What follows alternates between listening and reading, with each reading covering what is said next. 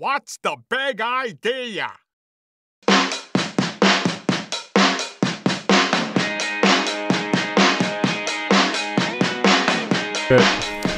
Okay. Episode number City. Oh wow, he went for 60. 60. No, 60. 60. Yeah. No idea. Oh, 60? How do you say it in French? 40. No, that's Spanish. 40. No, that's 60. 60. 60? Yeah. Yeah. 61, 62. Yeah. Sure. I speak many languages. I'm a international man of mystery. Anyway, today's episode, Eric is still texting on his phone. Yes. Today's episode is called Playing the Crazy Recruitment Game.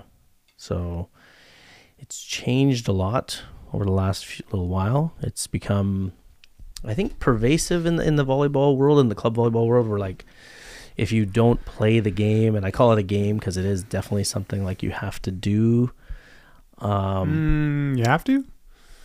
Yeah, that's sort of what we're getting at today. It's kind of good that you don't have this perspective. It's like, if you don't play this game of like sending your videos and schmoozing the coaches at the post-secondary level, then you'll probably be out of luck because the rosters fill up.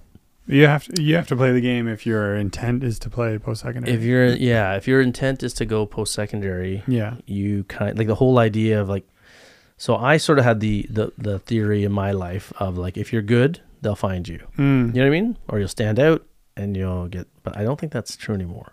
I think that like you can show up to a post-secondary tryout and find out that there's no space or there are no tryouts. Yeah, I'm pretty sure nowadays it's all about that networking beforehand, and I'm sure the video stuff is a big part of it, which sucks, man. That's so much more work, and like, and it's like, so for me, I just like, I kind of hate the whole performance side. Like, so like we did it like with my kids, we put together a video for. I'm just thinking, did you? Eh? Well, we did very late. Like we didn't do it like again the whole time. We were it was just black and white and just not that good. It was grainy. It's like the Zapruder film. You didn't get any like video highlights of like flames when they like, spike the ball and like video. Yeah, game you're stuff, screwed then. It's not well, actually, good. what we did was we would have the wide shot. And then we would zoom in for a like totally fake shot of my kid just creaming the ball, but it was clearly in a different backdrop. In your backyard. Yeah, it was totally like outside. Yeah. Like you tell it wasn't. Badminton The continuity. The continuity. Yeah. Shirt would be on backwards. Or wrong jersey. Totally different. Yeah, the continuity was not good. Sometimes you could see me in the background holding the ball underneath the shot. You know, I just had a flashback too. Is that one video of that one girl giving her? She's talking like some kind of recruitment video. Oh, she has her the whole one family. we shared that on Volleyball. Yeah, that's the one. Like she's like is like a high school girl trying to get into post-secondary. She's saying how she's so, dedicated. She gets up every day at 5 a.m. and goes for a run, and her mom just starts dying laughing. Yeah, that's if you haven't seen that, you can check that out on our Facebook or our Instagram. Funny. There's a recruitment video thing where the kids. It's mostly the mom, right? The mom just can't stop laughing at the kid lying to the camera about what she does. And somehow this video got out unedited, and so everyone else kept a straight face though. Yeah, it was the girl and the dad. Yeah, I think, but the mom was just losing it because the kid was talking about how great she is at cleaning her room, and dedicated, and up in the morning running. And I forget what it was. Probably like an application for school. I don't think it was a sports one, but we shared it with that. We shared it with like what recruitment videos must be like. No, but that's sort of what it is now, and like. I think there's two problems with it. Is that I think that it can one, the parent and the family, it depends on how tech savvy they are, like and how into that world they are. And then the other side of it, then there's the industry side of it that's driving it, right? Like the financial. I can get wealthy off of helping people with recruitment videos. Yeah. And then the third angle, I think, is that the coaches, that's most dangerous, is they're relying on it more and more because it's easier, and there's that whole thing about easy. So it ends up building dependency and building this whole other economy based around it that isn't really needed at all. Yeah, that sounds like so many economies actually. Well, it's like I think the underlying premise or theme is that it's convenient for everybody, in theory, like the coach especially, right? Yeah, because they don't have to go around, yes, and assess and like even like it's simple. Like you could make arguments like there are some players still in the world who would want to stay and play in an area and not go to the top team. You know what I'm saying? Like you can. It's almost like it rewards the people who are, compromising everything to go play for that team, that club, that city to get on the top tier versus the kid that's, sitting in a tier 2 or 3 who just wants to play volleyball and loves their team or is friends with them. Like, that's sort of what happened to our kid. Like our kid chose to play with her friends in the last year on a non-tier 1 team and stood out, but that meant that she wasn't present at those other events. Yeah. So then, like, even when she went to try for university, she got put on the court with all the team. I told you this, right?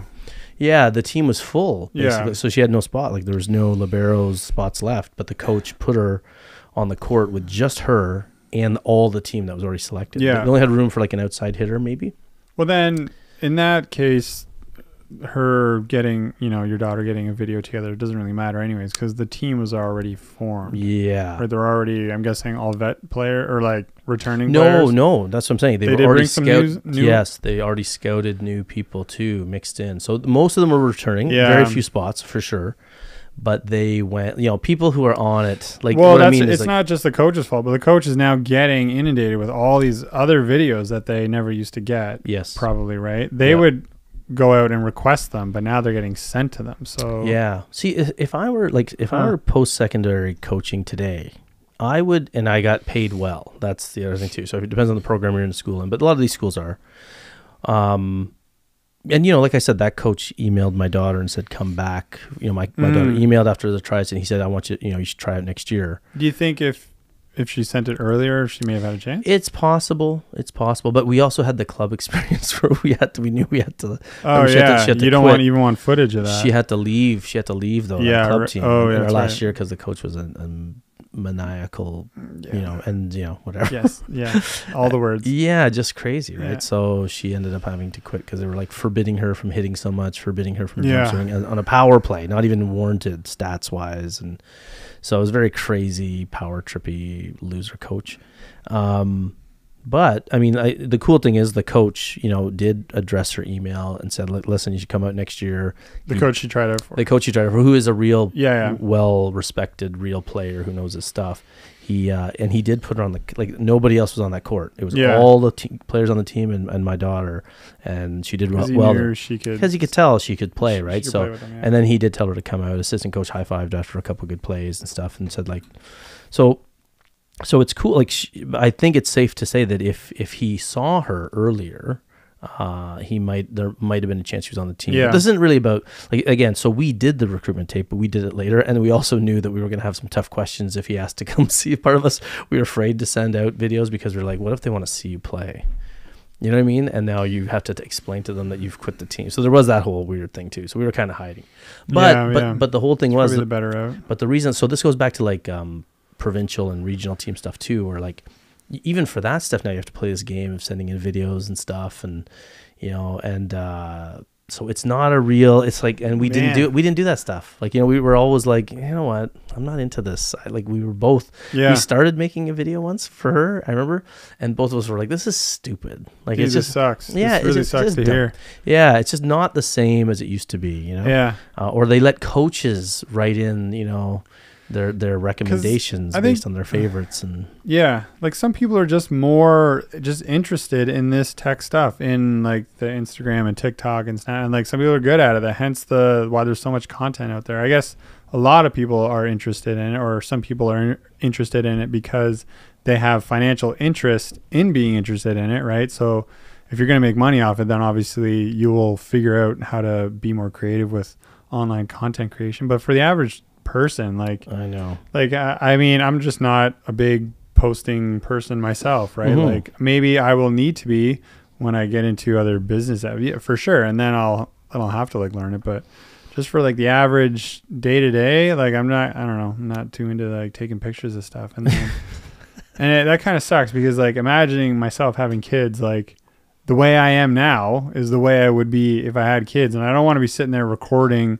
nonstop, like, and then having to go home and compile a thing and then like send it out, and then I know. So we just started. It was kind of cool because what we did was we would set up the iPod on a tripod and just record the whole match. That's good. And then we just posted to YouTube for my kid and her teammates. Yeah. And then my daughter would make screen records. I'd let her do that, right? Because I'm not gonna. She would find clips. She'd find clips that she liked and make a screen record. Well, that's good. But then I did help her put them together, and it was a big pain in the ass. And it's like, and you're just like, and this is why people hire companies, and you're just like, why am I playing this stupid game? Like, you know, shouldn't we just like? This goes back to our discussions of tryouts too, right? Like, you just wish, man, that like, you know, imagine I have trouble believing that if a school posted open tryouts in the first, you know, right before school, you have your team, whatever. I can't believe that major universities and colleges won't have, you know, a ton of great players in their school that aren't, you know, they're not playing now. But if you brought them out and made it an open competitive situation, you know how many volleyball players would go to your school? Like, it's so weird that kids are making their entire post-secondary decisions based on, but that team's full though, or that team's really good though, so I won't go there. I'll go to the one that sucks, or you know what I mean? Yeah. And then it's further limited because right now the coaches are just dealing with the players that contact them, you know. And I know it's a busy world, but man, I think you just have to go out and dig. Well, you know, diamonds in the rough. Like, is that not like this an expression for a reason? Yeah. Diamonds in the rough is what the world is. Like, how many, like, look at us. Like, nobody heard about us before this podcast, and I think, you know, we're gold. We're pretty sparkly. We're diamonds. Anyway, sorry, you were gonna say? I was just thinking, like, so if they announced like these open tryouts, you know, players are picking that school for the volleyball, because obviously a bunch of, like, if you do get a bunch of players that are interested, like 60, you know, you're only taking 14 top. So now you got all those other players that got cut that are now bound to that school. Well, I mean, that's happening. That's happening now, though. Yeah, like, they're still going to the schools for programs, but most of them just don't try out because they're like, well, it's full, right? Right. So or they know schools don't have. A lot of schools don't have open tries. Like this. So hopefully the school has the program they are interested in, and then on top of that, they have the open tries. Yes. Like, see, we knew that this school is one of the top schools in our region, like in our state province thing, right? And so we knew that, and this guy was a former player, like beach player, high level. I mean, indoor too, but beach success. And so I knew, like I said to my kid, I was like, really good chance that he's gonna have open tryouts, because anybody who knows volleyball is gonna have some tryout. And he did, and then they advertise it. And a lot of schools don't. A lot of schools just don't have them, or they're not really players. They don't understand how there could be someone out there. I think this is what sort of I was coming at as a player. I'm like, good coaches, good programs will always want to take a look. Always, or right? always reserve like one or two spots. Like, yeah, it's hard per position. Like this guy did. At least the red shirt thing. Yeah, you know what I mean? I know. Like, well, they already recruited all the red shirts too for this one position. So they did have red shirts already, right? Yeah, 4 liberos. Because that's already. How many of those were red shirts? 2 red shirts, and then 2 like on the bench. Yeah. Game, right? That's kind of crazy. 4 liberos. Holy. Yeah. Well, that's because of the whole. Turnover, and graduation. Well, and the changes to the defense. I think that's why he said that. Special. Yeah, I think that's why he also told my daughter to come out next year, because a couple of them are seniors. Yeah. So they're going to need some other people, and they probably liked the way she could do stuff. So she's going to have to keep popping her head in. That's throughout the year. Yeah, right? I think so. Like, the cool thing was he answered her email. That's another thing, by the way. Like, if you're ever in a situation where you get cut and you really, really, really want it, and you're definitely like up there, or you could tell you were on there, they liked you. That's the other thing. Don't be like, you know, if you're getting cut like really early or never making it to the main court, maybe don't do this. But if you're close, then for sure, email. Follow-up email is nice, just to say like, hey, listen, if you need someone on the bench, because that's sort of what my daughter did was, you know, you can say to them, listen, I really want to play volleyball, want to be around volleyball. If you need someone in practice to serve the team, or because she's a spin server, or if you want anybody ever to come in and scrimmage, you need some numbers, let me know. And then that's when he emailed back and said, like, thanks for the email. We did have, sadly, 4 liberos, but if he did say if anything opens up in the year, he'll let her know too. So if somebody quits, you know, injuries, illness, academic probation, whatever, And it's just a nice little way, right, for that coach to hear your name one more time. Yeah. Like, so come tryouts next year, he'll be like, oh, there's that girl that emailed me or whatever, you know? Yeah, but she's going to have to see him before that tryout, right? Because of what we know of, like, the inundation of all these videos, like, holy moly. Yeah. Yeah, I told her to, like, find out where he lives. Go through his garbage, that sort of thing. Egg his house. Egg his house, or just like randomly, like, you know, hey, what are you doing here? Like, as he walks out his door, you know? Yeah. It's really weird that you're here too. Hey, do you want a pepper? Yeah, just find out personal information about him. Anyway, get it from Google. I taught her about Pegasus software. Yeah. Anyone? Google that if you don't know what that is. Oh, man. We don't want to get political. Anyway.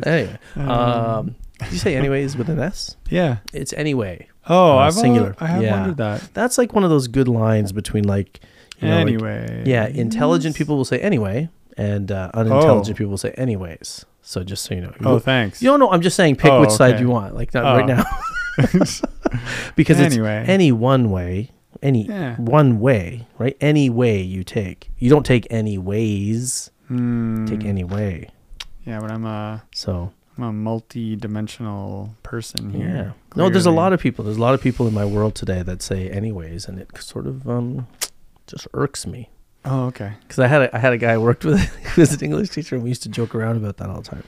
We would just say to each other, anyways, whenever somebody was talking. Anyway. Either ways. Mm-hmm. Anyway, sorry, I cut you off, I think. Did I? I don't think you did. No, I don't think I did either. Because you were segueing away from Pegasus software. Yes, right, yeah. I think Pegasus, it's safe to say, is now on our phone because we just referenced it on YouTube. Yeah, for sure, and it's safe, totally safe. You're not allowed to talk about it on YouTube, I don't think. Pegasus Probably software. not. Pegasus the horse, sure. Mythological horse. Yeah, that's what we're talking about. Oh yeah, me too. Yeah. Yes. Anyway, he's on my horse. He's on my. Yep. Sorry, why? I was on my phone. Pegasus was not a unicorn. Okay, so anyway, just another bit of random information. Just check out our other podcast if you're interested. While you're waiting for us to come back. Yeah. Okay, and we're back.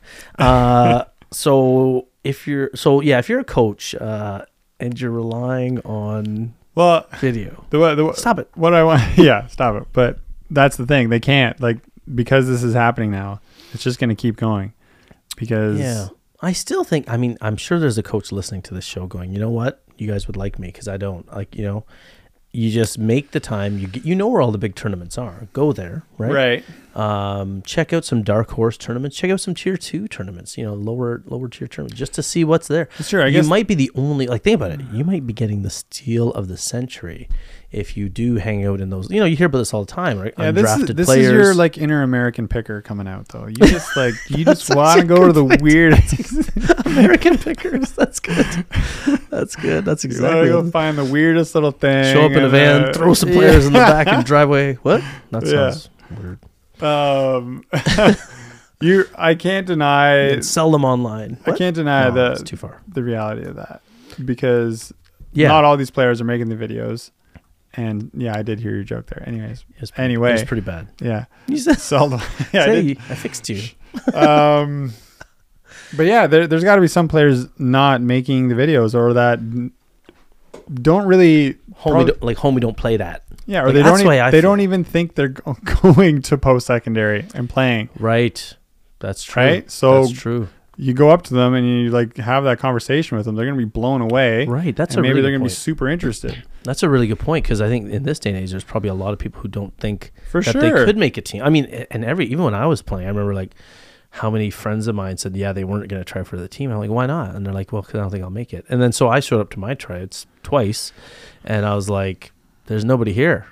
Like, that's how you got on. That's how I made it. Nice. That's how I made it.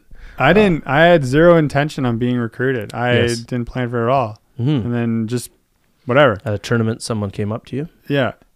I think they knew the club we played at. So then he knew to go and check that club, because in previous years, players had come out of there. Yeah. And it's a smaller club too, right? Actually, I don't think it came. Did you stay the Wolves? You stayed the Wolves the whole time? Yeah. I think Merrick found me on the beach, actually.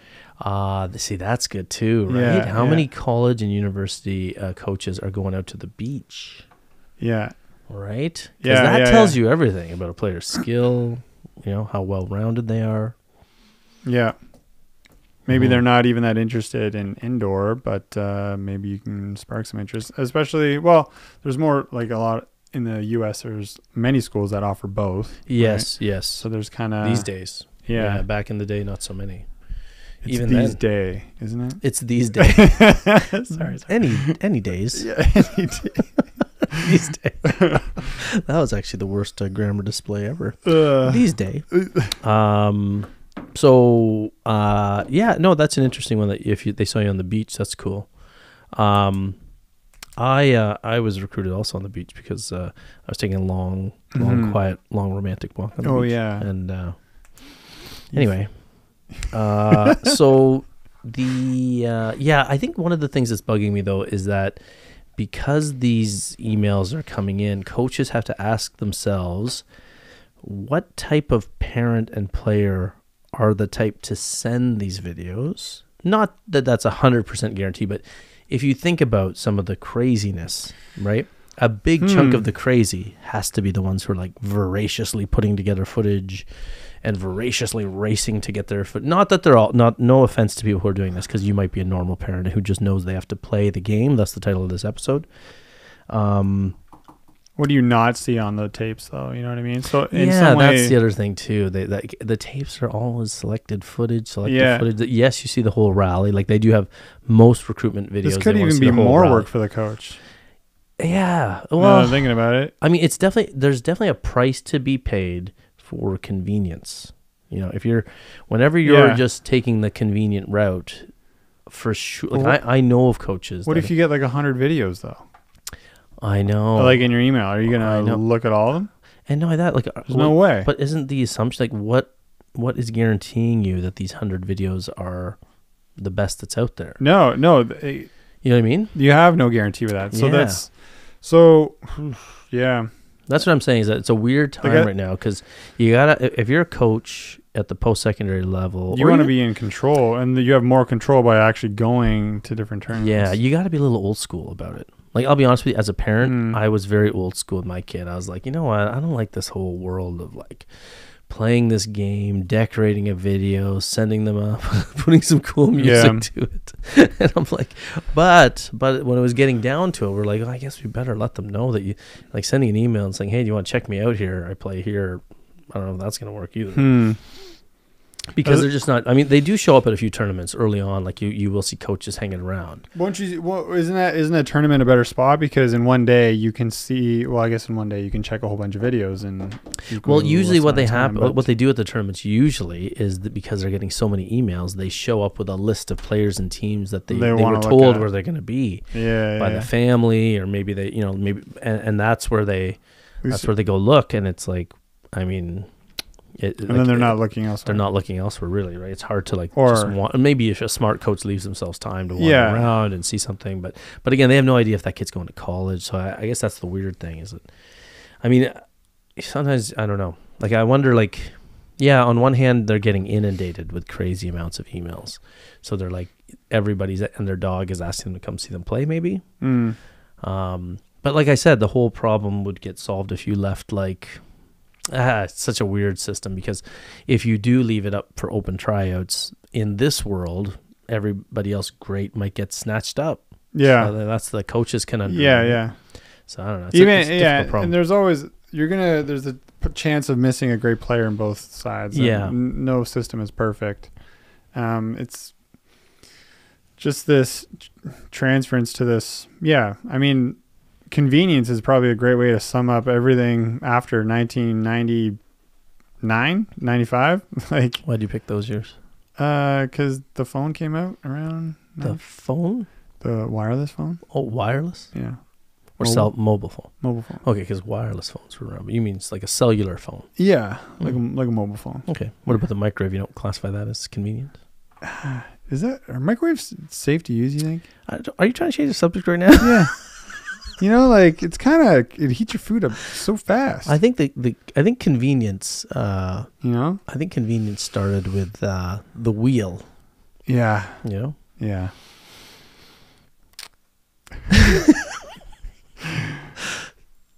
We'll be right back. No, I'm just kidding. One day we'll have a sponsor ad there. Out of Sweel? Like in the middle of the podcast. Oh, yeah. Then we can just throw it in there. We should probably throw our own stuff You in could there. just do the blurb where you tell people to click and subscribe or something right now. Oh, yeah. I'll throw that in. Yeah.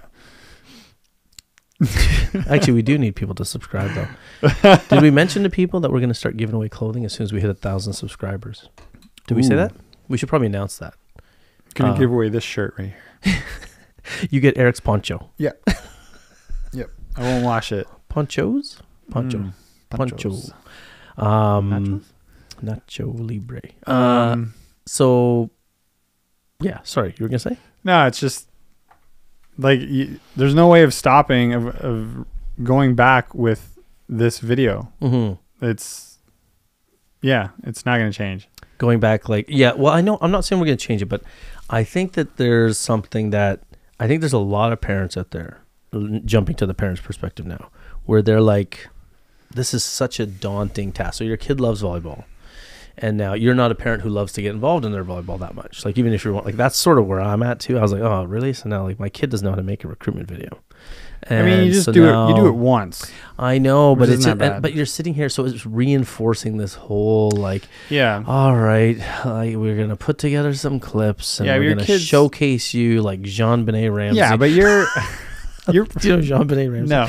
Oh, sad. Jean-Benet Ramsey was like one of those. Like her family, it's a dark story. Anyway, her family put her into this child pageant. Let's leave it at that. Those child. You feel like you're entering your kid in like a child pageant. You know? So anyway, Jean-Benet Ramsey sadly ended up getting murdered because Anyway, oh wow, not a good reference. I'm gonna edit all. Yeah. There you go. Sorry, I think enough time has passed that we can joke. But you've had it. Yeah. Sorry, that's awful. How? I won't ask. Anyways. Yeah. Murdered and unsolved, and they believe that it may have been the family that killed her. But anyway, that is nothing to do with wild. volleyball. That's not what I'm saying. You know how many of our listeners are gonna they're more interested in that story than this topic. That's our maybe we should do a podcast about unsolved crimes. Yeah, I think that would work. We should. Yeah, we can just watch unsolved mysteries and talk about it while we go on the air. I think it's a great idea. We don't do a lot of prep work, so yeah. Otherwise, you would have cut that out if we were doing prep work. Or just not said it. I don't know. It was a bad reference, and I regret it. Okay. Well, whatever. But we don't edit, so yeah. And I was gonna say, I forget what I was gonna say. Oh, I was talking about how it's like you feel like you're playing this game with your kid and putting them in a horse and pony show. But you were pretty good at prepping your daughters, weren't you? So like, even though you have to do this weird thing, you're gonna talk about it and understand it and be like, look, we're just gonna do this game. Yeah, that's what I mean. Play this silly game. Because I find that it's like engaging in something that you don't believe in. You know what I mean? I do know what that, and I hate it's a feeling of like fraud. It's like disingenuous and losing your religion, to use an REM reference. Mm-hmm. Like that's me in the corner, you know? Yeah. That's me in the spotlight. Yeah. You know? Yeah. Well, your daughter in the spotlight. Well, yeah. Just trying to stick with the lyrics here. I love that song. Me too. Good song. Anyway. Yeah. Oh, it's a song? Oh. I was just speaking off the cuff. Yeah. That's a coincidence. That's like my graduation speech. Yes, I do remember your graduation speech. Just start quoting song lyrics. What about the benefit of film? Because film review is actually a great way to like learn to get better. So there is that. So if you can kind of combine that into the whole highlight making process, at least you get to review your game tape, and then you can actually, it is a great way to improve. And I never did it because I hated doing it, because I didn't like watching myself. So yes, but it is very good, and I should do it. And if I continue to play the game and want to get better at it, I really should do it. Especially for technical specific stuff, I find like the serve 100%. And the spike. Yes. And like even the pass. And then more game, like teams do it as like a whole, as a team strategy and strategizing for other teams. But anyways, so there is at least that if you are going to be playing this game, yeah, it does. If it does kind of rub you the wrong way, well, you have to just choose if you're going to play the game or not. And then if you do, you at least get film review benefit out of it. Yeah. Oh, definitely. Like the one thing that like my kid, like I said, we'd record the games and it was awesome for reflection and learning and all that. But like I said, just the packaging of it and knowing that it's contributing to a problem there. That's probably what it is. Like you're furthering this world. You know what I mean? By participating I totally in it. know what you mean, man. Yeah. It's like complaining about taxes and then paying your taxes, you know? But that's why, you know. That's why you just don't pay your. That's I just, you know, running from the law because I refuse to contribute to, you know, taxation without representation. What? No, I'm just kidding. Pay your taxes, everybody. Yeah. It pays for schools and hospitals and all sorts of other bad services that we get. Wars? What? Wars. Yay. Yikes. We don't want to get political. So if you're paying your taxes, stop it, because then we can't pay for wars, and then the problem is solved, right? Thank God. You know, thank God that nobody's listening, because we would get, you know, thrown off the air. I think we're like 70% volleyball and 30%, you know, politics. Yeah. Yeah. Or just everything else. Everything else. Just change the name to volleyball, etc. Yeah. Well, volleyball is a metaphor for life. We have talked about that. Volleyball is life, right? Like, you know, you win some, you lose some, you know. Wow. I just thought of that right now. Like sometimes you win, right? Oh, please. And then other times you don't win, you know. And sometimes you got to get back up on that horse. Not that there's a horse in volleyball, but I digress. So yeah, I think I have to feel that there's a lot of parents out there who just can't stand this world of recruitment videos. For sure. And that's why they reach out to these companies. And you know, not a fault to the companies. I get it. You got to make some money. Yes, you're helping people. But yeah, I guess in some ways you could argue that recruitment videos and the recruitment game helps coaches, because they maybe will see more players that they never would have had the time or geography to even, I don't know. Well, and isn't that like the same thing that we say about like social media and the internet and Facebook? Like Facebook, as bad as it has been or can be in the world of increasing comparison, which is not a good thing, a good human habit. The good thing is that it's an easy way to communicate, and you can find more communities and groups and all these others. So there's always like, like, well, you said earlier, convenience always comes with some kind of sacrifice. So convenience is a good thing. I think evolutionarily, I mean, we evolve in ways of efficiency, which you could also say is convenience, like being bipedal and being faster and having endurance to like stalk animals down. Is that efficient or is that convenient? I don't know. It's just an adaptation. That's what we are today. And then blah, blah, blah. But yeah, I just said blah, blah, but yeah, like the good and the bad, and like it's not going anywhere. So what's the best way to handle it? Like I do like when you mentioned the example, at least when the coach, you know, was going to a tournament, because they got a bunch of emails from parents, and they have a few players or a number of players that they want to check out. They're going to this tournament to check it out. I mean, nowadays they could be going to look at 16 players, where 10 years ago or 15 years ago, they only had an idea of 4 players. So what's the difference here is that they have 16 players, and hopefully they set enough time to also look at some other teams. I know, like, I've seen that when the coaches are down recruiting, there's usually a group of like 4 of them. They've got the assistant, and then, I mean, they have a recruiter as well. Most schools have specifically a recruiter position that they're doing that year round. And then you just hope that they're also taking whatever extra time they have to look at any other kids or teams that they've missed. Whereas, you know, 15 years ago, they would go down to look at 4. And then what are they doing the rest of the time? Are they looking at other? Yeah, they would be looking at other games for sure. Yeah. Right. But I think there's a direct line between when they had tryouts, open tryouts, and when they didn't. Like, I don't know about your time. Like my time, they did have open tryouts. They did when I was too, yeah. And you could argue, yes, they had to, because they couldn't rely on tech. But, you know, a lot of good, like, I don't think team ever... That's part of the reason why they did have open tryouts, is because... they couldn't see everybody. Yeah, and there was just always that chance, because it wasn't that big of a sport, especially on the men's side, right? So it's like, why would it was bigger, felt like back then. Oh, yeah.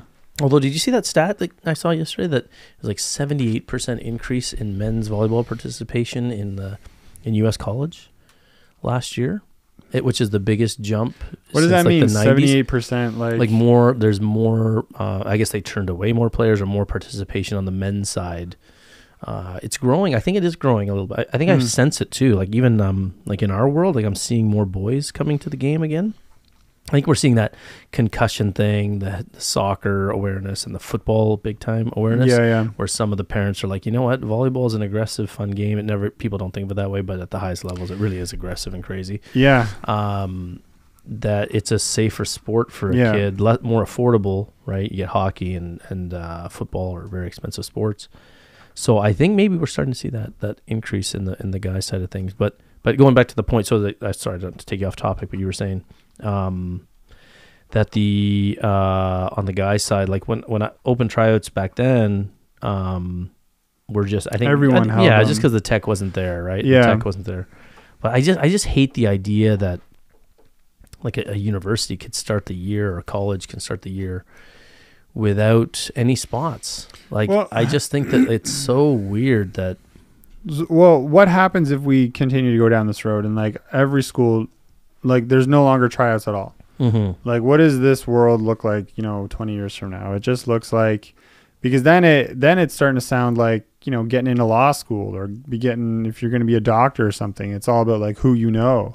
And then these team sports aren't going to be, I mean, we remember, I don't know when all these reports, but was it about Harvard and like all these high ups that were just getting their kids into the schools and then like it was like through sports. It was like celebrities and stuff. Yeah. What was that? Yeah, there's a guy, major Netflix documentary on it. The person who got busted was the wife from Full House. The one who played John Stamos' wife. I forget her name. Huh. But anyway, she went to jail for it. She was paired up with this guy. So they were great at like smuggling. So they would get a kid on bogus scholarships into the school just for the sake of getting him into the school. The kid wasn't even an athlete, but they get like a rowing scholarship. Yeah. And that's sort of, it ties in with this. In this case, it's like, our volleyball was one of them. Actually, there was volleyball team. I don't want to say the school, but there was a volleyball. A lot of bogus volleyball scholarships where the player, like the person just wanted to get into that school for the cachet of it, and they didn't have the marks to get in. So this guy would work with the coach to write in bogus, and the coaches would get major kickbacks. The parents would pay a crap load of money, and this guy was really good at it. There's a whole Netflix documentary. If you haven't seen it, it's pretty cool to watch. Check that out. Holy moly. So what do we tell people to watch today so far? We said check. Oh, no, I don't want to say. Yeah, we already said it. They can just go back. Yeah, what was it though that I asked them to look up? What was the first thing? Well, the first thing was Pegasus. Sorry, that's what I was thinking of. I forgot. How could I forget that? Yeah, geez. And then we don't want them to look up Jean-Benet Ramsey. Yeah, don't. Shouldn't have even brought that up again. What am I doing? Anyway. Well, I mean, you could look it up. It's a sad story. It's a sad story about a girl that was. But it's sort of like in this vein though of a little bit of like a parent's obsession with their kids' performance and progress and all that stuff, and it ended up having tragic circumstances. So. I mean, yeah, but your kid can end up like Beckham. Yeah, there's that. Yeah, well, that was interesting, in that documentary. Yeah, we didn't get to see enough of the father side, but I think the point that they did get across and that David Beckham agrees to is that his dad was pushing him to be a good soccer athlete. Yeah. And like, it seemed obsessive. Yes, it seemed obsessive. And he said he was able to endure very difficult times when the country hated him for years, partly because his father was so hard on him. So if you're going to compare the hate of a country over multiple years to how your father raised you, the intensity of that childhood has got to be pretty scary. Yes. Right? But again, they only spent, I don't know, like 20 minutes on that part. Yeah, I lived through that. I remember when Beckham got the red card in the World Cup. I was in Colombia at the time, and I remember thinking, wow, that was like, the thought at the time was like, David Like, what Beckham. kind of ref would do that, man? It was a really bad call. Like, you know how so many awful refs, call. but so many refs in the World Cup. It's a lot of political things. I know scandalous things. That's exactly what I was saying. I'm like, this ref. Like, so he probably did it because he would have been shot if he didn't. So in soccer, though, like, you know, if you do make an intentional in football, if you intentionally kick someone, it's pretty much an automatic red. Like, it has to, you know, the yellows are for accidental stupid plays, but so he intentionally kicked this guy. It wasn't worth it. Like, it was a soft thing, and the guy went down. So and he didn't even see it. I know. That's the thing. And there was no replay. And So, but you know, he did intentionally kick the guy. Yeah. And so Argentina's so good at that stuff. Well, the reason why it was so bad was because it was seen as selfish. Because even if you are angry in the moment, in that setting, in that game against that country, you are supposed to keep it in check, right? Because then you're letting your emotions and your own need for revenge overtake the team. I remember that moment. Like, he walked off the field. I was like, oh my God, David Beckham's gone. And it's like, you know, 10 minutes into the game. Yeah. Is that how early it was? Yeah. So his team had to play 70 minutes without him, 20 minutes in. So down a man. Don't forget, right? And then they went to kicks. And then they went to kicks. And then they lost. And you know, it's funny because I forgot they lost in penalties too. Because the prevailing mindset was that David Beckham just lost the match for them, right? You know what I mean? Yeah. But anyway, we're off topic. But that's a Netflix documentary. If you haven't watched Beckham, the cool thing about that we talked about was that Eric brought up was like the father was an obsessive soccer dad. Yeah. But you know what's funny about those stories is that for every parent that's like that, there's a million parents like that. And we're hearing the documentary about the guy that made it. No, this is my point. Yeah. Is that because like I watched it and I said it was amazing, and then my mom watched it and she thought it was amazing as well. But she said she just absolutely would never and was not capable of being that parent and she never did that with me or my sister or my brother. Like, right. Well, you know the difference though between your mom. Well, I do know the difference is that Beckham's dad was obsessed with soccer and he loved Man U, right? So and he was a failed soccer soccer athlete himself. Oh, right? was he? Oh, well, everybody. He was. Yeah, everybody is because, like, you know, he obviously played soccer as a boy. Yeah. Wasn't any good, so he put all his hopes and dreams on his boy, and he was lucky that he had a boy that had the genetics and the desire to stick with it and didn't quit and crumble like most kids. Yeah, that's the story, right? So was he a failed soccer athlete? Maybe he was a decent. He just couldn't. Well, don't forget, he never made it to Man U. Yeah, that's so not failed. It's like no. But what I mean is like. So in England, right? Everybody's trying to. It's like Canada and hockey, right? Like so he has U.S. and baseball, right? Like everybody plays baseball as far as they can. So if you can get your kid, there's a huge pride and that's who is like that. Like so, it's not even a theory. Like that's who is like that. The people that are so frustrated with their own lives put it all on their kids. That's why I remember I sent you that clip of the volleyball dads going crazy. It's going around Facebook. Those volleyball dads and people are promoting it as this cute thing, and I looked at that. And I was like grossed out by it. I was like, these people have nothing going on in their own lives. You can tell they're not like, you know, doing a lot on their own because they're living and dying with these points. So like same with Beckham's dad, like he's fine now because his boy's a millionaire and he made it. Yeah. But the other million kids. If you watched him when Beckham was 10 years old, you would probably look at that dad and say, what a horrible, crazy parent. Well, there was footage of it. He's like, yeah, it's not good enough, not good. And he never really praised him. Yeah. You know, it was all about, he was telling him constantly how to get better. Well, I like too, because in the documentary, for people who haven't seen it, it's not a spoiler, but they do show David Beckham has obsessive compulsive disorder.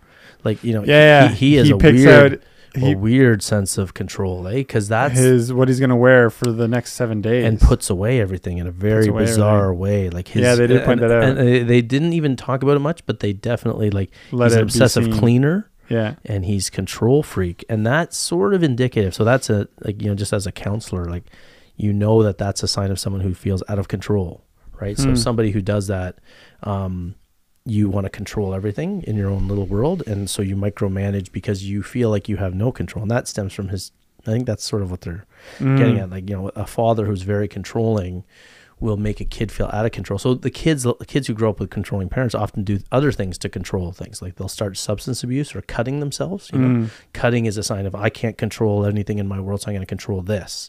And so I think David Beckham sort of picked up on that stuff. And and I'm sure soccer was an outlet for him in some way. It had to have been emotionally.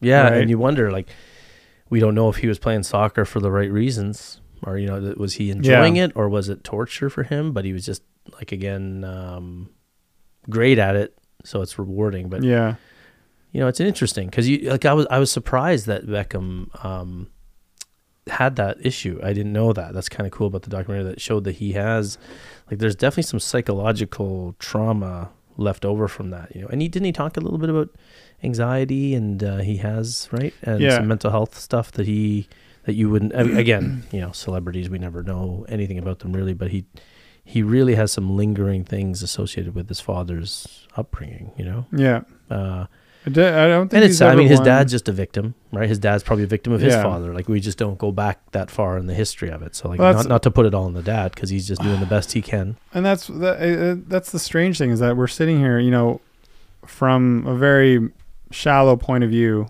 we can idolize Beckham, right? But now we see this documentary and we see what he went through. It's like, should we really be, worshiping these people? Like, he's lived this crazy life, in childhood. And now him, even as an adult, but like, I mean, he looks like happy, but that's relative. Like, so should we, should parents be doing this to their kids? Because this is exactly it. It's only 1 in a million that are really making it. Now, his father, like, assumedly must have known soccer a little bit better than other parents. Maybe that would have helped, give Beckham somewhat of an edge, because he for sure was a prodigy. I mean, he was signed by Man U, or recruited by them at the age of 13. So, I feel like can you give his dad credit? I don't know, right? It's like, it's interesting. If his dad didn't do what he did, we wouldn't have David Beckham as we know. Or David Beckham. I didn't say that. It's David Beckham.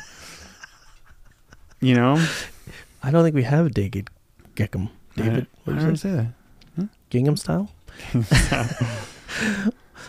Anyway, no, I know. I was thinking the same thing. Like, it's like Tiger Woods. Like, yeah, but look at, it's funny how, like, Beckham has some issues. Tiger Woods. Anyway. Yeah, they do, but Tiger Wood, singular, has issues. I mean, there's just so many. I mean, we all have issues, though, right? Yeah. I mean, I'm not wearing any pants right now. Yeah. That's an issue. It's breezy in here. Sorry, this is a kid show. I'm wearing pants. There's so many people on the planet, though. We're going to have these crazy stories. You know what I mean? And like, I don't know, where we learn, you and I get to learn from it, and everyone else gets to learn from. Mm-hmm. Or are our stories just as interesting? They're just not involved with celebrity. Well, how about that? I think that is true. If you sat down with anybody and make a documentary about their life, it's going to be fascinating. Yeah, it is. Right? Yeah. Like, how did you come to not be wearing pants? Don't say pants and the C word in the same sentence. It's a kid's show. Anyway. We'll edit that out. I'm looking wearing at the camera. Why am I looking at the camera? I don't know. And the nice thing is the camera's not on you. Okay. Let me put it on you now. Go. Oh, I shouldn't say let me put it on you now. Exchange. That's not. Anyway, we're getting off topic. So crazy. So like, that's what I mean about the recruitment video, is like, am I contributing to that? And that's the game that I think a lot of parents out there probably feel like, listen, like, you play hard, you train, you exercise, you do the right things, and X is supposed to happen, or you're supposed to be able to get seen. Yes, you want to put yourself out there and just let people see you, but on the other hand, you're like contributing to the dog and pony show. And I guarantee you, I mean, hopefully a lot of parents, if you're watching this on YouTube, just let us know in the comments, like, did you feel like withdrawing from this sort of world? Did you throw your hands up and just say, I don't think that's how this is supposed to work, you know? Because that's how I felt. I was like, I don't know. I just felt like I was playing some sort of stupid game. That's nothing to do with the sport, by the way. Yeah. You know what I mean? It's like extra. What if we suddenly need to like have game tape to make our high school team or something? You know? Then that's going to suck. Well, especially if your high school team sucks. Well, then all these other leagues are just going to open up, like other non-club volleyball organizations, I would think. Because there's always a balancing of forces, right? Like, I think other leagues will actually start up outside of club, at least in our area. It's gonna happen. Well, I mean, we've done it. Like we have, like, we have the youth leagues, but I still think like club is the place to go for like intense, organized. I mean, it'd be cool if there was a world that was outside that, but it would eventually evolve into that. It would turn into the same thing, anyways. Yeah. Yeah, because it's just that's what everybody wants, and we're in our culture, especially. We're sort of duped into this whole.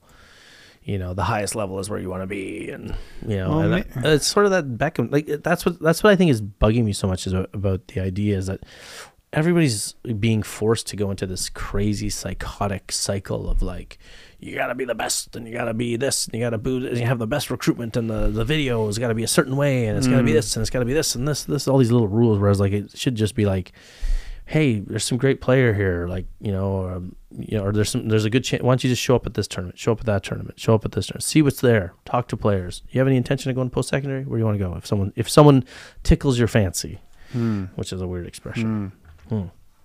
That is a weird expression. I think that's weird. Where you don't understand. Tickles your fancy just means, piques your interest. Mm-hmm. But today, because we're so filthy, because of the internet, that'll be the name of my autobiography. Tickles your fancy. So anyway, that's where I'm now. The recruitment companies, good, bad. I mean, I guess they're contributing to the issue. Yeah, but they're also meeting a need. I understand, like, sometimes it would be tempted to just say, hey, here's my kid, can you make some videos? And it's just another industry. I mean, yeah, it's just another industry that is almost in a way built on nothing. I mean, built on something that could be like nothing. If we weren't doing these videos, then that wouldn't exist. But I don't know, people now have a job for it. But now if it becomes like a necessity, then that's where I'm feeling this inconvenience, and like, really I have to now fork out this money so you can make this video, so you can do this thing for me, so that my kid can go to school. And maybe they won't make it. Yeah, maybe they won't. So it's like, it just here's something. What about this? It seems unnecessary. And it seems to be preying on our guilt. Like the best products are the ones that can prey on our guilts and our weaknesses and our fears and all this stuff. And that's what this is going to do. It's going to be like, oh, your kid, improve the chances of your kid making this team. We're going to have the best video. Like the marketing just writes itself, right? So that sucks. I noticed something about your kid. I'm standing back. I think your kid has real potential. I own a recruiting video company. Would you like me to make? Yeah. Like, we'll get the best angles. They'll look like they're jumping so high. No, I just noticed something different about your kid in particular. Yeah. They say that. Yeah. Now, here's a good question for you, Eric. So let's suppose you decide to go into the recruitment video business, okay? And so let's suppose you're like trying to make a buck. Yeah, you're trying to make a buck, and you're like, you know what? I know a lot of parents need recruitment videos, so I'm going to go into that. So now, someone says, yeah, I know. Someone says, hey, can I have a recruitment video for my kid? They're going, and you know a lot about the recruitment industry because you've been doing it for a few years, whatever. You know the schools, you know the coaches, whatever. And you watch the kid play, and you know instantly that this kid has no chance of making the varsity teams for the schools that the parent is hoping to make. What do you do, Eric? If you're taking this seriously to be a recruitment video maker person, you're going to make the video. Oh, I thought you were going to say the opposite. No. I thought you were going to say that. I'm talking about that person, not me. No, I know. But I thought you were going to say that, well, I mean, I don't know. There's a lot of projection going on here, Eric. I said, would you rather tell the parent, listen, here's what I would do from a business point of view. I would say, okay, listen, I know the coaches, I know the schools. I think your child's going to have a really hard time making those schools, but... I would hope that they would say that. Right? Yeah. That's true. Right? And that's probably what you would do if you were really in the position.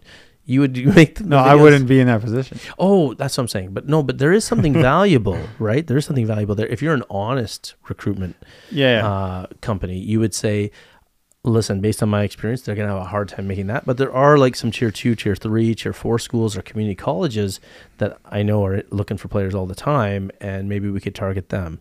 And then if the client gets pissed off and doesn't want to hire you, then you're still known as an honest person. It's kind of like a real estate agent who tells you, oh, this house isn't, you know what, let's get out of here, this house isn't right for you. That's kind of versus the real estate agent who tries to sell you. And that's a good perspective given to that parent just off a simple inquiry. Yeah. So that's something. Not that you want to speak for the school, but if you know, based on your history. Yeah, I agree. That would be reinforces you too as a good, honest person, right?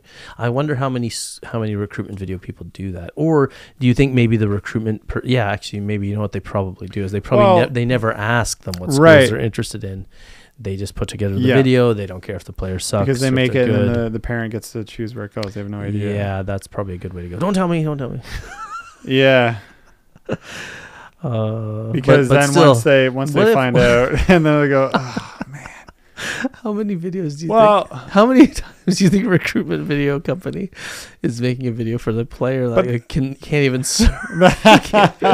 like they're like heading to practice to see the kid play because the kid never plays and but is that a lesson that needs to be learned by the parent and the kid? Like you're gonna spend this money and like send it off and like no they'll never know. they will just say, oh no, sorry you didn't make it, but or don't come out. Right. I don't know. You can't save everyone. Yeah. No, I know. It's just funny though, because like that would be the one with the edited video where like there was like outside all of a sudden. Different hairstyle, continuity errors. That scenario of the honest recruitment company. Like that's one of the benefits of this film thing. And I'll bet you any money good recruitment companies out there who have been doing it a while, because there are reputable ones. They probably are good about letting parents know what's realistic and what's not. Yeah. That's why they're in business. That's why they're successful. Well, and what about because you can do things outside of the video. You can like reach out to the coach and like just like talk to them. So there's also that. And then maybe you do or they actually do get to watch your child at a tournament, because coaches are still doing this. Maybe some of them have stopped or not doing it as frequently, but a lot of them still are. So just advice for parents, like you can just reach out and communicate that way. But and we did that. Like that's sort of we sent the emails to the coaches we were interested in or the schools she was interested in, sent a YouTube link to this video that we put up, right? That was like 10 minutes or something like that, and showed nothing but her great plays. and we just didn't, but we did it so late because we knew that we were afraid of, like in our case especially, like there's nowhere for this coach to come and see them. You know, we sent it out late, almost on purpose, because like, the season was over. We literally did it. It was already done. The season was done because we didn't want them to say, hey, we'll come out to nationals or we'll come out to provincials. We're like, we won't be there. Honestly, that's a long story. Funny you should ask. And that's an example of why club coaches can kill kids' opportunities if they're not normal. I tried to make a highlight video, When? Didn't go so well.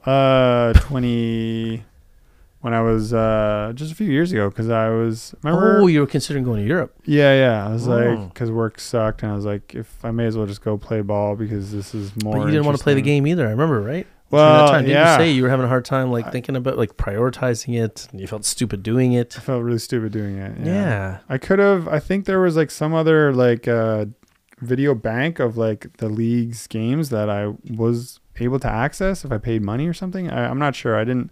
But like there was the games that we did have recorded on YouTube. Maybe I'm lucky in a way because, or who knows, because my first 2 season games, first 2 or 3 seasons, they're really bad, like the film quality. Right.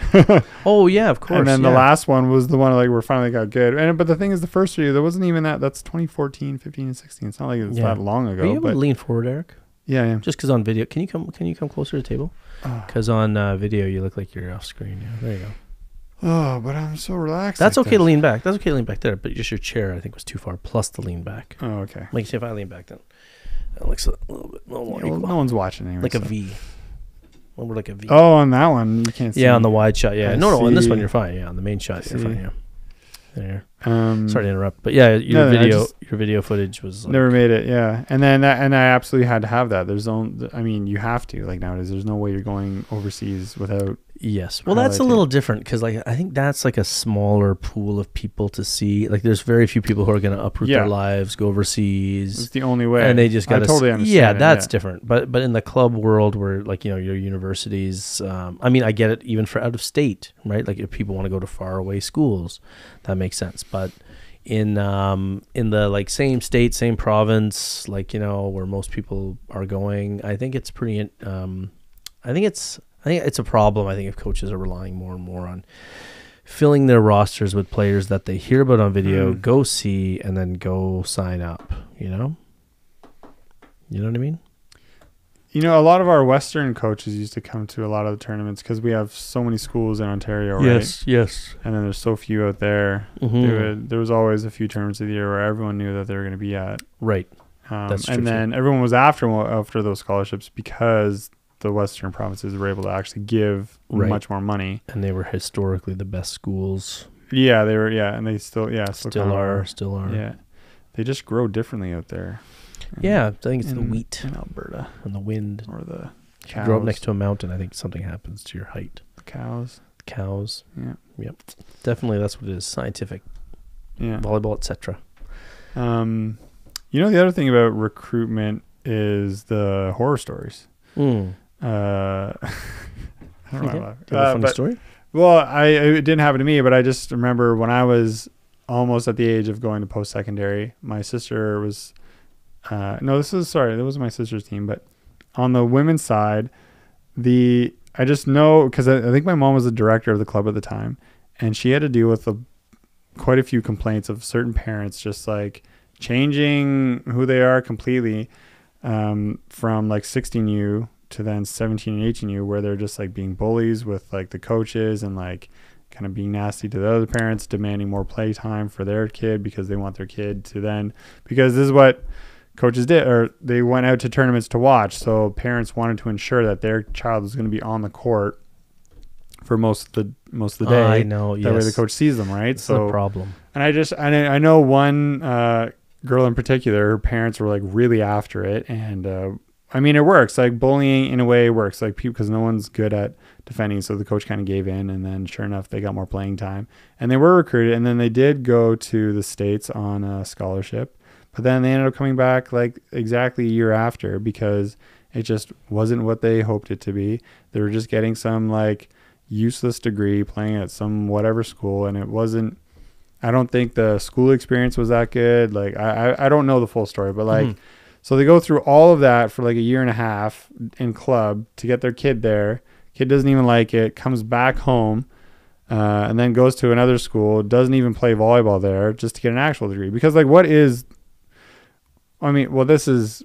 was about to say what is more important. Well, here I am saying what is more important, the volleyball or the school. And I don't really know. And I think most of us lean towards the academics. Right. But then from that, what is more important? People used to say academics. Today, I think they think it's playing time. Well, this is what I'm saying. And I don't even know, because for me, I can't say it's the academics or the volleyball. I think it was a combination of the two. I think it's just the life lesson of attending school, because I have a diploma that I used for 5 years. I'm not even using it anymore because that's not the path that I want to live anymore, right? So yeah, it's tricky to say you're not using it anymore. Like, not to be defense, but I don't regret it. It's everything there's everything I went weird through. Lessons there. Exactly. And even learning that you don't want to live in that life would only be learned. That's what I'm trying to say. Yeah. Right. So, but I know what you mean. Like, even me, like I'm not teaching anymore, and I sometimes wonder, like, was that a waste? But not really, because it like contributes to so much that I do. Even this, right? Like, even this might be. Yeah. And it's part of the story, right? It's part of the journey. Yeah. There's no good or bad things, really. That's something I'd like to pass on to the listeners. That there's go ahead. There's just if I could interrupt your story with some philosophy. It's pretty much done. Yeah. Well, I mean, like, so the recruitment nightmare. Well, it ties in with what you were talking about, because of the recruitment nightmare and the waste of time for the kid, and that the school wasn't what they thought it would be, and I think now's a good time to tell everybody. Maybe I'll look at the camera for this. No. There are no good or bad things, right? Just judgment. They're just events, right? Our life, ourselves. So, like, the things that happen to you, to me in our lives, or to kids out there who don't get to play volleyball, or recruitment videos that don't work out or whatever, these are just events that happen, right? Yeah, and good and bad are just terms. And opinions and thoughts and feelings that we bring to the events, that we're choosing to bring to the events. It's really interesting when you start to separate the actual events. If you're ever getting like pissed off about like this process or anything in your life, really, it's really handy to make a list of what actually transpired, like a list of things that happened without the feelings, and then just go like, oh, okay, yeah, they're just things that happened. It doesn't like, nothing needs to freak you out. And then you can figure out where you inserted the emotion.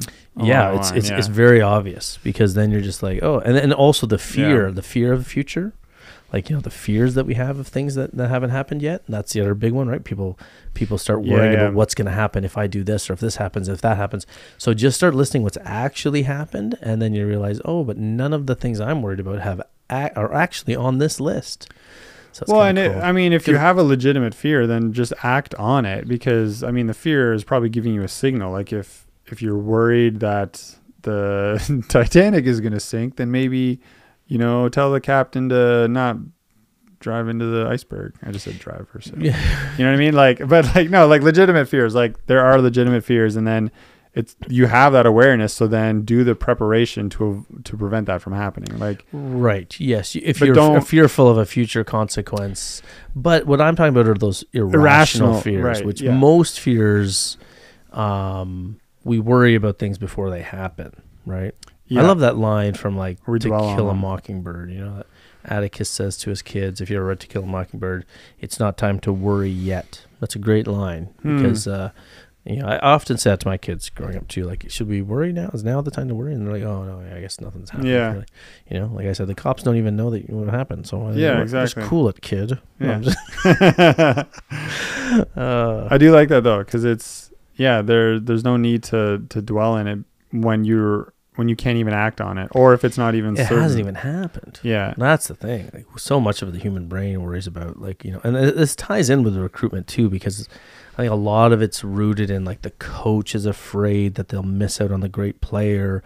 The parent's afraid that the kid, kind of like what, early signings with club. The parent is afraid that their kid won't make a spot at the school they want. So all this fear just brings people into weird set of crazy actions of I'm gonna make this video, I'm gonna pay this company, I'm just gonna go through all these videos and pick these players before, because I can't wait to, as a coach, I can't wait to show up at tournaments later. I gotta get my roster filled before the year starts. And it's man, again, it's all rooted in fear of and fear of the other school getting all the players before you do, right? We put ourselves in this weird competitive loop that I guess is inevitable with technology, that you don't want to be the coach standing there missing out on the player because someone, sent you a video, but that kid, you didn't get back to them, or you were too busy looking at other kids or saving a spot for tryouts, and now you've lost the best player that, So it's a weird fear thing that's underlying all of it. Right. And if people just chilled a bit and people just sort of went with it, I think they would probably find better results. We find this, right? Like, people who take the easy, convenient route, like we talk about on everything in the show, it's often not the best route. Whereas the coach that slugs through the hard stuff, does the less less convenient stuff. Like, I can tell you right now, the coaches that we know post-secondary who just sit there and look at the videos, and that's how they decide their teams. And those people are generally lazy, unsuccessful coaches in the grand scheme of things. And I can tell you right now, the coaches that go the extra mile and go out and probably find some of those diamonds in the roughs and make sure they leave empty. Well, I just told you, right? Like, one of the best coaches, yes, certain positions were filled, but he still had open tryouts. Yeah. And he still contacted and said, listen, you come back next year. Like, you know what I mean? There's still... Yeah, because the coach is just sitting there in their office watching videos. If that's how they do their recruitment, then how do they do their strategizing? Yes. How do they do their coaching? How we do anything is how we do everything. Yeah. So I just hope coaches listening to this understand. Well, I guess for the club coaches listening to this, one thing you can understand is, like you sort of brought up, how you conduct your team, in the final year of their club season really matters, and how you conduct yourself with those players And, you know, understanding that there might be some parents who are looking for, you know, they have a coach coming and that's pretty, like, I've heard some coaches don't care about that stuff. And I'm like, well, why wouldn't you care about that? Like, you know what I mean? Because then you're like putting your record ahead of the kid's future.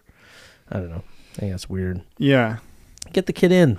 Yeah. You know, get the kid in the set. Like, and so there are some players that are really high level, by the way, that sometimes coaches don't care and they're going to bench them or something because, you know, we've seen that. We've seen like coaches put their own needs ahead of the teams and the players, and they'll take the loss in the name of getting back at the kid that pissed them off. What was it? I made a post. There was a post this week where a coach. Oh yeah. So some parent posted that the club coach is the local high school coach, and because a bunch of kids didn't play high school because the high school team, they found they play worse in the high school environment. When they went to the club team, that club coach, same coach, ended up picking all the kids from the high school team ahead of the better club players to be vindictive. And I was like, well, that's what loser coaches do, because you hurt their feelings, so they're going to hurt your kids back. Yeah. And they don't care if it's worse volleyball. They don't care if it's bad for the team, bad for the other players. They're just going to let their feelings get in the way. Of course. You can't even be mad at the coach because it's just like predictable.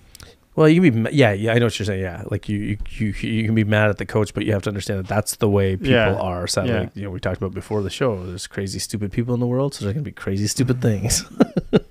It's hard to accept though when it's your kid missing out on club season because the coach is upset that they didn't play high school. This is the issue though. Like, we think we're in control, like rationally, we can sit here and talk about emotions and blah blah blah. But then when the emotion comes around, we're not in control anymore.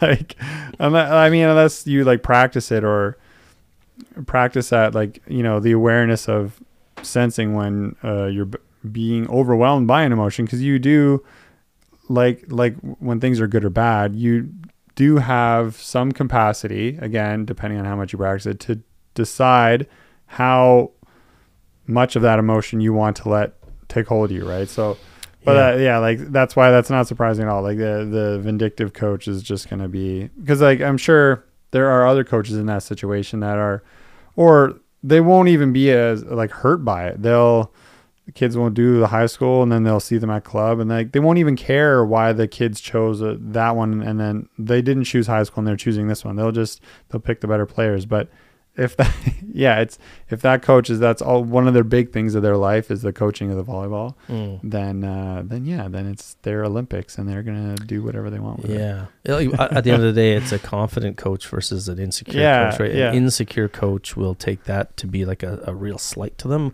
whereas a confident coach will be like, okay, you know, like maybe poke fun at them a little bit, but still at the end of the day, you have to run. If you're running a team here, it's, you know, the volleyball comes first. Take the good, not the most skilled, but like the players who want it the most and who are most into it and whatever. But don't take things so personally, right?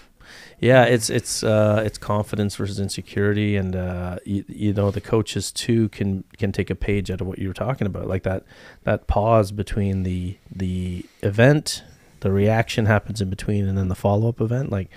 Pause before that second consequence before you lash out. Because another thing that's cool to think about is, like, you know, whether it's, you know, reacting to recruitment world, right? Like, you know, that whole idea that it's more work sometimes to lose your poop. Like, you know, if you lose yourself and like you talk about this a lot too, like where you regret the blow up or the whatever, right? It's kind of cool. Like if you're a person who goes through like an angry, if you're a type of person who lashes out and regrets it later on, it's kind of cool to understand how much time you're wasting by not taking a pause, you know, because you waste the fixing of the lash out. Becomes far more energy and time wasted. You know what I mean? Like now you're like, I can't email that person, or I can't, I'm going to see that person I blew up at. Like the energy that is required to prepare these things. So just start thinking about that. Like if nothing else gets you to stop overreacting, and you know, this is something we all work on, I think, then just think about the time and energy you're going to waste to fix it or deal with it or avoid the other person or whatever. Or the time you waste by rushing and cutting corners. Because let me tell you, like, in the medical world fixing CTs, I made a few mistakes where I was like, oh, I can just like kind of skip some steps. This is terrifying for all the medical patients. No, I had to fix it, but like, yeah, I think at this one time I had to swap out like a X-ray tube cooler. And then I thought I understood the way this thing was put in, but then I took off one gasket and it was the wrong one. And basically oil. And you killed several people. No. Just oil went everywhere, all over me. And I'm already doing like a late night job. So it's like 8 p.m. Ooh. And this machine is now down. And now I have to clean up all this oil. Luckily, I had a replacement unit there, but it's because I didn't go through and do the proper prep. Right. We're hearing, yeah, I shouldn't be telling these stories, but whatever. That's okay. You're gone. Yeah. From there, yeah.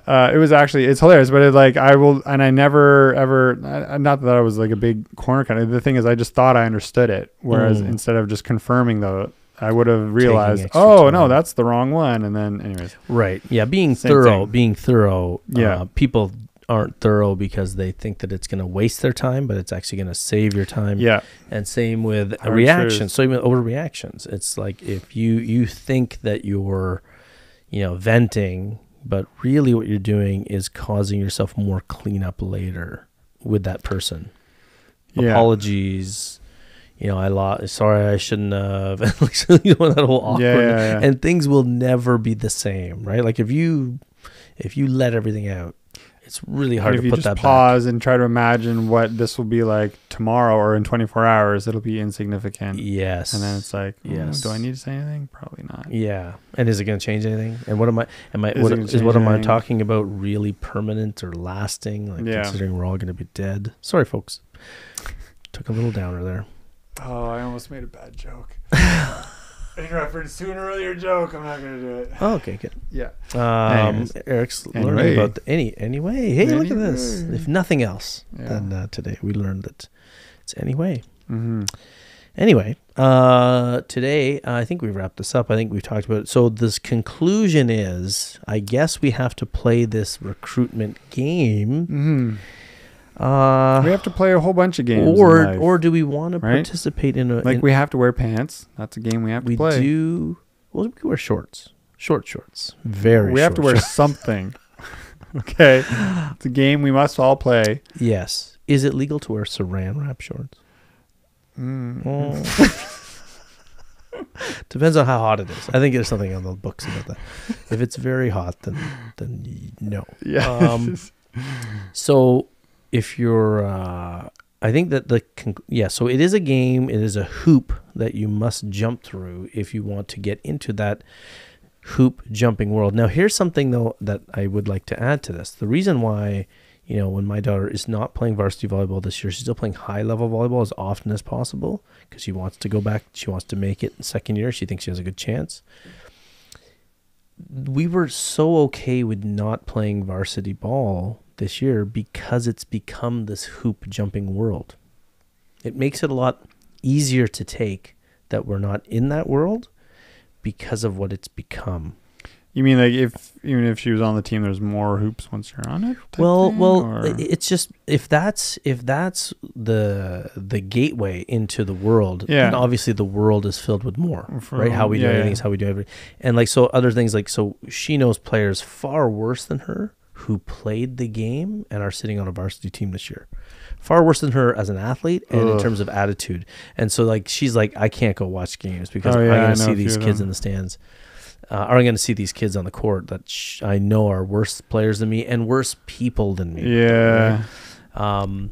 And, they went to a bad school. They sent in the tricky recruitment videos. Who knows how I don't know how they made these teams because everybody knows about these players, about their toxic sort of attitude and demeanor. It's really, really brutal, right? Who they are as people and as players, like mediocre players with really bad attitudes. What's that coach thing? You don't like, even if you're not playing them, you don't even want them part of your practice squad though. Yeah. So I think I know why they're there, but it's a whole other weird thing, Yeah. Some of these coaches are kind of but if you look at the roster, I mean, that's why that school struggles. Cause I think that coach is picking people for different reasons. Yeah. But that's the thing. So like that helps you cope too, right? Like that, it was very weird that both of us were okay with her not being on this team because we're like, it's become this crazy world. You know, I think that's where a lot of people sort of check out too. Like at the end of club, a lot of people are grateful to get out of that world. And, you know, varsity is better, I think, because the quality of coaching's higher. But there's this weird game that you have to play to get in there now that I think is making people okay with not going to the next level. And that's the problem, I think, in volleyball today is there's a huge chunk of players that are very good, who even love the game, who aren't playing post-secondary. And who's serving them? Remember, we talked about that. Like there needs to be something there for those athletes, but it's hard. It's us. That's what we're doing. That's what we're doing. Sort of, I guess. Yeah. You mean in a very, very small way. Like, yeah. Like the leagues and stuff. Yeah. Yeah, I guess so. Community leagues. I'm coaching. You're coaching. Yeah, you're coaching. But these players don't even need the coaching, really. Like, you know what I mean? Like in terms of that setting. These are high-level players that are sitting there kind of going to waste because of the lack of open tries. And I think the other... I know what you mean, yeah. So that's the conclusion on the parent side. It's like, you know, you can decide and you'll probably be at peace if your kid doesn't make it because, you know, you probably weren't big on the hoop jumping anyway. It is super sad to see because, like, I mean, me, like, now at 36, I had no idea athletics would be this... important? Yeah, like, it's a really big part of my life, so keeps us living. Yeah. Look at me, right? Like I'm training now to play. It's not exactly. It's not just the playing of volleyball, it's everything around it, like just staying healthy and staying active and something to live for. Yeah, and then all the lessons from it. Just gonna hug your volleyball at night and cry to it. These episodes aren't doing it for me. No, just kidding. I can't die. I got an episode to do. You know, but like it contributes to so much wellness But we're like some people aren't athletes at all. Like I mean, what percentage of the world population? I don't know, a quarter, a third, or is that just because they haven't had the privilege to play sports? Yeah, the exposure. Like, you know, who you like. I was thinking about this the other day. I was like, or no, actually earlier today. I was like, imagine if my parents were both musicians, like serious musicians. I'd probably be playing the drums right now. Yeah, you know? I'd be a rock star. You could be. Could have been. I have a lot of rhythm. See that? I'm just making this up. Yeah. Wow, that's really fantastic. Sometimes I wish Meech was back here. Well, he's not here, okay, buddy? Anyways. Turn the lights out. He'll be there. Turn the lights out in my pants. Anyway, yeah. So anyway. But no, yeah, so they're not exposed to sports. But that's the thing. Then they have their, you know, they have the next season of Survivor to look forward to. Or no, but seriously, right? Like that's sort of where the movie and the entertainment industry and social media come in. And that's what sustains people. Right? Do you think that's part of the obsession with like superhero movies and all that because they're super strong? 100%. Like, I can be strong through them and the video games. Well, look at who the fan base is. Sorry, I love superhero movies too, but not really. Like, I don't like superhero.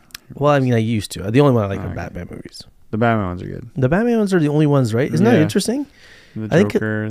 Like the Batman ones tend to be. Guardians of the Galaxy was funny. I enjoyed it. Yes, but even then, like even if you like superhero movies, that's okay. But I'm talking about the crazy superhero fans, like the comic book fans. I can't handle the Avengers stuff. Well, yeah, like there's like definitely a lot of like living through. Now we just lost all of our audience. Yeah, probably. Yeah. But there's definitely something in that you're tapping into every genre. Like you're tapping into the character who you want to be, right? Like yeah, you know. Maybe I shouldn't say that I don't like them that much. It's just so many films nowadays. So fake and so many of them lines seem like they're just so predictable. Yeah, I'm just like yeah. You can tell the ending of a movie today 9 times out of 10. That's why people like the artsy. You know, there's movies that are like different countries, or like like a diamond in the rough. Like a diamond in the rough. Oh, jeez. There you go. Never know what you're gonna get. There you go. The further you go looking, that's a good place to wrap up. I mean, who knows what you'll find. Life is like a box of chocolates. Yeah, that's exactly what I was going to say. I am not a smart man, but I know what love is. I am not a smart man. Anyway, I should go watch that movie again. It's a good movie. Forrest Gump. Grump. And we won't go into the adult film industry versions of that. Wow. He was an amazing ping pong player. Forrest Gump? What? Anyway, there's no such thing as adult films. Okay, so speaking of films. You were trying to round up. Yeah, I was saying like the wrap up, round out. Oh, not Monsanto. Whoops. Wrap up. Monsanto's wrap. Yeah, I think the coaches hopefully can start to contribute to, organic or maintain or retain an area where they can organically find players. I think old school ways look for diamonds in the rough. I think you'll be surprised by what's out there.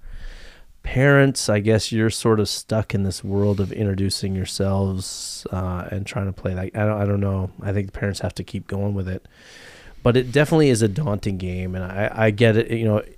If parents don't want to do it, I think they shouldn't do it. And if their kids, even their kids might not want to do it. If it's an energy drain. I mean, traditionalism is even kind of coming back in some way. Is that the wrong word? But like simplicity or, the more. Organic, simple, old school living. That is a we bought a record player during COVID. Yeah. Is that what you mean? No, I mean like kind of. We see it in like nutrition and like fitness, and like it doesn't have to be all this crazy complex stuff. Really, just old school wisdom. I've been telling you that for years. Every time you start telling me, well, you're just older than me, so it's always old wisdom. No, but I'm just like my eyes glaze over whenever people talk about the watch again. I know. I'm just like, all I have to do is lift heavy stuff and move a lot. Yeah, well, eat, and that leads me to eat better, and then I sleep better. Yeah, and that. That's okay. Oh, the watch. We don't want to bring up the watch. Go back and watch episode so and so, whatever that was. I don't know what episode that was. I don't know. Anyway, I feel like that was like Eric and I had an argument. I wasn't able to control my emotions. Yeah, Eric was like really defensive, but Eric had this new watch that was telling him everything to do. I don't know. It wasn't new. It was a watch that was telling Eric what to do, and Eric you didn't like it. So every hour the alarm would go off, and it would give Eric a challenge. Yeah. And then Eric would fulfill that challenge and tell me about it. And I was like, Eric, you think it's good of you to listen to your watch 24/7? Oh my god. And he said, I think I brought up what my resting heart rate was, and then Zuby had a meltdown. He's like, "Oh my god! Don't you dare let this thing tell you what your heart rate." No, the watch told you that you slept well, but you didn't think you slept well, or the watch told you didn't sleep well, and you thought you slept well. Yeah, but I was aware. But I was aware of that. I said, "Who are you gonna believe?" Didn't you? And you. Oh, here we go again. No, this is just kidding. Anyway, let's stop. Anyway, coaches, recruitment. Our listeners hate us. Go digging. This is why we only have 870 subscribers. 870 is pretty good, but we have a lot more listeners. We have more listeners on, Spotify. Oh, that's right. Those are just numbers. Those are just YouTube numbers. So then that's traditionally a hard place to go. But an Apple, we're on the Apple, right? Wow. And we're getting a lot of listeners there. The show has hit number 1 in all volleyball podcasts around the world, Eric. Yeah, one time? In certain weeks. Yeah. United States, in other countries. I think we're like big in like Moldova. Yeah. We're like the number 1 volleyball podcast in Moldova. And they have access to all of them. So... But anyway, so coaches, hopefully you're going to start digging for some organic stuff. Parents, you have to rethink, do you want to go into this world if this is the game? If you do play the game, that's cool too, but it is a pain in the butt, and I feel that... Both can be done, I would think. Yeah, hopefully both can be done, but the more we contribute to the video side, then the less the coaches will feel the need. It's kind of interesting. It's like one of those things where like if everybody stopped sending in recruitment videos, then the coaches would be forced to go move, but that's not going to happen because people are never organized enough to do that. But I think even if we go down the road of just videos, I think coaches and the community, the parents will have a natural calling to like, hey, maybe we should kind of swing things back the other way. Like. I think so. Yeah, I think so. I don't think so. Because I think you're just making stuff up. No, I'm just optimistic. Oh, yes. Head in the clouds. Yeah. I am rose-colored glasses. You're taller than me. Right. I have my head in the sand, I guess. Yeah. But... Okay, I'm leaving. Yeah, so I think we're done, right? I think we're done this week, right? It's a tricky one. I don't know if we can come to a conclusion on this. I think we just talked about some of the problems, and maybe the odd coach out there hears this and says, like, maybe I will get out to more gyms, and maybe the parents, listening are like, maybe I shouldn't. Just don't care as much. Yeah. You know? Kind of just, I wish more parents would have been like, honestly, like, I don't think that I felt there was something noble in letting my kid just play and not, go crazy about the recruitment idea. It just felt right in some way. It just felt like, if you're good, you get noticed. And if Yeah. you're not good, you don't. But in this day and age, it's like even the last player on the red shirts has sent in a recruitment video, and that's why they're there. You know what I mean? It's like there's no spots left for finding the organic player. Yeah. It's a tricky one, but I think I guess the central thing, if we could leave this, it has to be a coach thing, where you have to understand that there will be players that you don't know about. Remember, we had Shane on for a recruitment episode. Yeah, and he said that, right? Like he was even a few years ago now, but when he was coaching college, he'd like to try to he'd like to find some walk-ons, and he'd like to try to find go to those tournaments that other coaches weren't at. There's a good strategy there, man. Friends I have whose parents didn't start the sport until they were found at college. Like the coach saw them playing basketball, intramural basketball. And it's I know stories like that too. You need to come play volleyball. So yeah, and there's tons of stories. I mean, pro sports is filled with examples. Like Billy Bean in the Oakland days. I know Moneyball gets overblown a lot, but the philosophy was take a bunch of mediocre players that nobody really saw as vital and put them together, and you get some interesting things. And same with undrafted players that become superstars, right? Like Tom Brady was supposed to be a backup NFL quarterback his whole career, right? And then they saw something in him, and he ended up getting Drew. What's his face? Drew. Who's the guy? Who was the guy who was New England Patriots starting quarterback before Tom Brady? Drew Bledsoe. He was a superstar, NFL Pro Bowl player, quarterback, one of the best in the NFL. And they traded him away, and everybody's like, "What? Are you trading away Drew Bledsoe?" And they're like, "Trust us, this backup's pretty good." But that was only after nobody knew who Tom Brady was. And Tom Brady became this legend. And people forgot all about Drew Bledsoe. So, but that's sort of a coach like Bill Belichick, who was like looking for the diamond in the rough. It wasn't a superstar, right? Because if he went the superstar highlight reel version, Drew Bledsoe would have stayed with New England, and we never would have heard of Tom Brady, or he never would have. They would have traded him, and he would have went somewhere else and did what he did. So, I think coaches have to take that lesson. That's why Supertramp isn't around anymore. Well, we're going back to another episode, Eric. I'm kidding. Eric's just trying to bring up all the fights. Eric has a memory. It's true. Like, your memory's like my wife. She just always wins up. Yeah. That's no, but like that, those coaches of those eras, that was a thing. Like it was to find those players that no one knows about, right? And then because it wasn't just for the cool story. It's the cool story only comes from finding that player and then winning championships, right? Yeah. See, I think that's a great point. I think the competitiveness of coaches today, like yes, they all want to get their rosters filled and they don't want to miss out. But if I'm coaching post-secondary today, I would be like.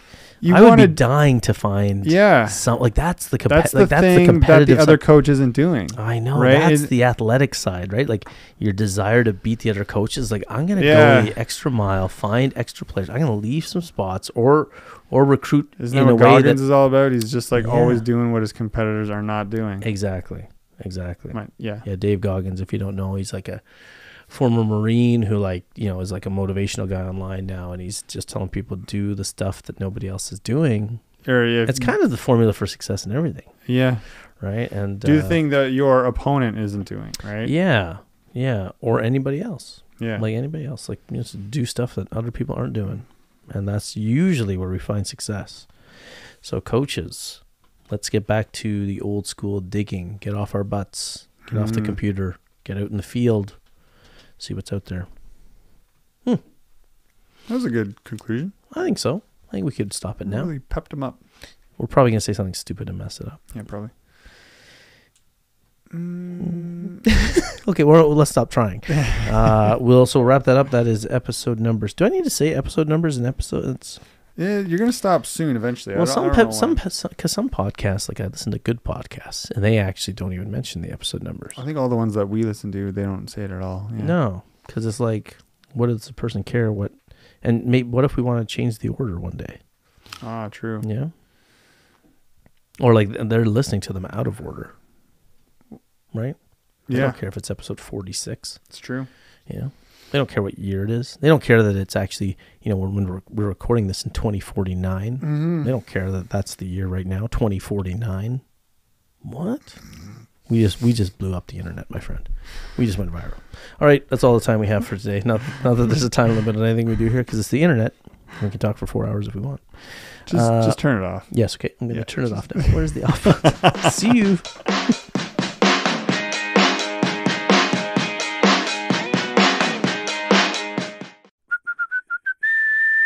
What's the big idea?